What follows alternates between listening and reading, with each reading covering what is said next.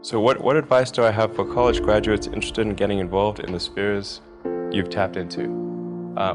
Certainly I'd invite you to apply for a job at SolarCity or Tesla or SpaceX. If that doesn't work for whatever reason, then I guess apply to jobs at other companies in that arena or try starting a company. The space business is quite hard to start a company in the space business because it's such a capital-intensive business. So it may be better to do something in solar power, or if you're going to do it in cars, do it as kind of a component supplier for cars or something like that.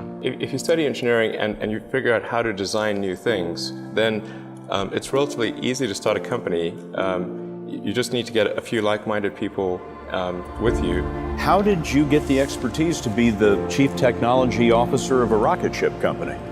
I do have a physics background. That's helpful as a foundation. And then I read a lot of books and talked to a lot of smart people. I think my sort of drive to get it done is somewhat disconnected from hope, enthusiasm, or anything else. I actually just don't care about hope or enthusiasm, or motivation.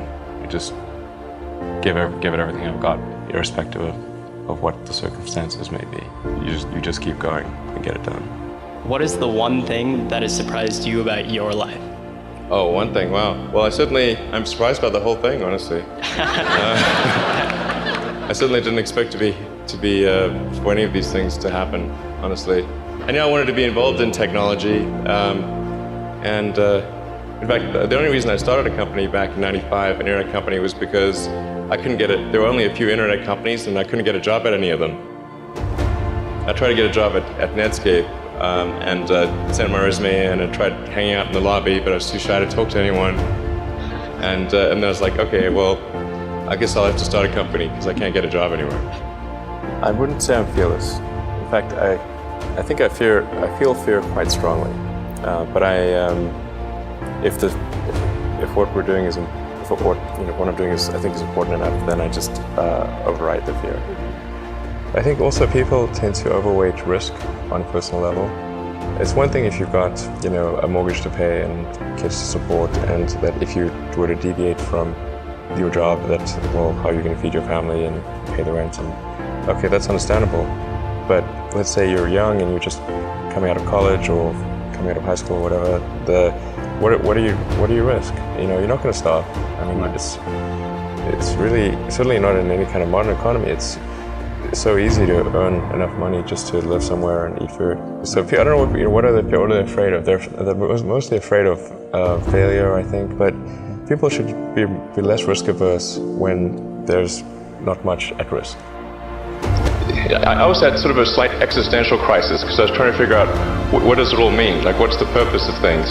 And I came to the conclusion that if we can advance the knowledge of the world, if we can do things that expand the scope and scale of consciousness, then we're better able to ask the right questions and become more enlightened, and that's really the only way forward. What drives you? What is it that when you wake up in the morning, do you see a problem and you want to solve it? I think the thing that drives me is that I want to be able to think about the future and feel good about that. We're doing what we can to have the future be as good as possible, to be inspired by what is likely to happen, and to look forward to the next day. That's what really drives me is trying to figure out how do we make sure that things are great and going to be so, and that's the underlying principle behind Tesla and SpaceX. I think particularly for Americans, think about America is a nation of explorers. People came here from other parts of the world, chose to give up the known in favor of the unknown. So I think exploration, I think the United States is a distillation of the human spirit of exploration. I mean, I thought both Tesla and SpaceX would fail at the beginning. You saw it? Yeah, sure. Really? Of course. But nevertheless, you put all your money in that. I expected to lose it. Well, technically, what I thought was, well, I'll take half the money from PayPal, and if I lose half of it, that's okay. But then, of course, the companies encounter difficulties and then have a choice of either let the company die or put all the money into the companies. And so I really didn't want the companies to die, so I put all the money in the companies. And then I had to borrow money from friends to pay living expenses. It's just really looking just for evidence of exceptional ability. And if there's a track record of exceptional achievement, then it's likely that will continue into the future. Well, it really depends on the stakes. If the stakes are high, if it's really important, then I will overcome the fear and just do it anyway. But essentially, I just drive overrides fear, but I feel the fear. It's kind of annoying. I wish I didn't. Okay. I wish I felt it less.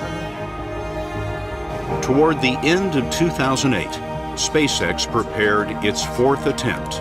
We were running on fumes at that point. We had virtually no money. So a fourth failure. A fourth failure would have been absolutely game over. So for SpaceX, the first 3 launches failed, just barely able to scrape together enough parts and money to do the fourth launch. If that fourth launch had failed, we would have been dead. So multiple failures along the way. I tried very hard to get the right expertise in for SpaceX. I tried hard to find a great chief engineer for the rocket, but the good chief engineers wouldn't join, and the bad ones, well, there was no point in hiring them. So I ended up being chief engineer of the rocket. But Flight 4 was flawless. In Musk's world, it lit the darkness.